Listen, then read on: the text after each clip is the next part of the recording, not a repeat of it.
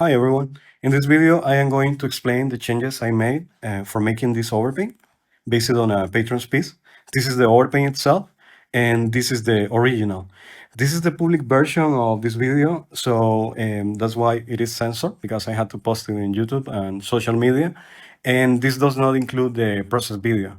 So if you are interested in seeing an uncensored and complete version of this video, please consider becoming a patron. There is also a pledge on my Patreon, which is the critic tier. And in case you are interested in submitting your works for me to review, you can do it through my Patreon. Okay. Either way, I hope you find this video useful. So, in the original, one of the first things I did was to change the topology of the skull. The rendering my Patreon was aiming for was mismatching with the oversimplified nature of the skull. So, as you can see, I extruded a bit of the skull to create that form. And basically, you can see it here. Uh, it's a very quick approximation of the topology, but it basically comprises the muscle of the mouth, the upper jaw, the lower jaw, and it balances out that expectation of looking at more form and the rendering that my patron was using. Um, also, the hair. The hair in the original was working because it is remarking that side plane of the head and the front one. Okay, that's a sign of doing a good job with your hair. It is not going against the form of your head. However, the problem for me was this segment here, this ponytail, because it is almost too big, so it does not quite establish a hierarchy for the forms of the hair. And in the original, if you notice, that ponytail is smaller. It has broken lines to de-emphasize it a bit more. It also features a soft edge.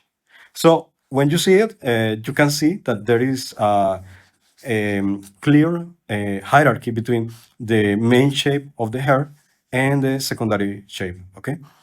Okay, another thing I noticed was with the ears.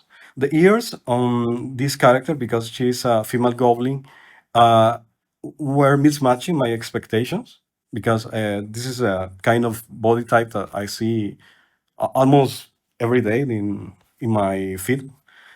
So these ears, I think they will go better with a bad girl, like a monster bad girl. But for a goblin, you need something that is more humanoid. So I changed those ears. I added, which is the helix. You can see it here. It's almost the contour of the ear, and the anti-helix. If this strand was not here, I will have added the tragus too. Okay. The helix and anti-helix, and this is merely my observation, is very important to create characteristically humanoid ears. It also helps to convey more form, because you have the helix on top of the antihelix, so it is overlapping, it's creating a hierarchy. And if you go lower, you will kind of see here, because of the angle, it's a bit hard to see, but if you notice the cursor, the helix continues its path, but the antihelix is overlapping it. So the order changes. It's a nice dynamic. Okay. And the same can be said about the far side, obviously, because the perspective and the strand of hair, you cannot see the tragus, but it's there. Okay. So another thing I noticed was with the shadow of the hair. Sorry, the shadow of the head. Um, in the original, it's too small. And the problem is that the drop shadow has many purposes. One of those purposes is to convey the weight of the form that is creating that shadow. So that's why in the overpaint, I added the area, the shape, I made it bigger. And if you notice, it's not only bigger, it's describing the neck, the contour is creating that angle, is giving you the sense that the neck is vertical, and then it lowers. So the angle changes and you get a sense of something more horizontal, okay? And the far shoulder is almost covered in that shadow value. So you get the sense that the head is big. That's not a bad thing because it is a female goblin, so you expect to see a big head. And yeah, that gives you a richer visual experience. Okay. Another thing I noticed, and this is now with the upper limbs, is that if you track the top of the shoulder and try to draw an arc, that arc is going to fall short from the wrist. Okay. So in the overpaint, you can do the same, and you will fall much closer to that to the wrist. Sorry, I was doing that with the eraser. Oh, you can see that. That means that the distance from the top of the shoulder to the elbow is almost the same distance from the elbow to the wrist. You can see it like that. It's not exact. It's like a general rule, but it's a good general rule. Okay. Speaking of the upper limbs, I tend to employ convex gesture for them. And I find that 90%, perhaps more, of the scenarios I found in figure drawing, you can employ this gesture and it fits. Okay. The problem is that in the original, if you try to trace back that gesture, is not going to match, especially for the arm. See? So yeah, it's another general rule. And let's see what else. Let's move to the eyes. The eyes, okay, are obviously stylized, but that does not mean that you should forgo form. In the original, you can see that they are almost like stickers.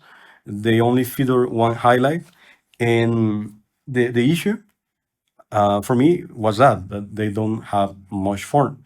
So what I did was to use a very soft airbrush here to do that semi-spherical shading.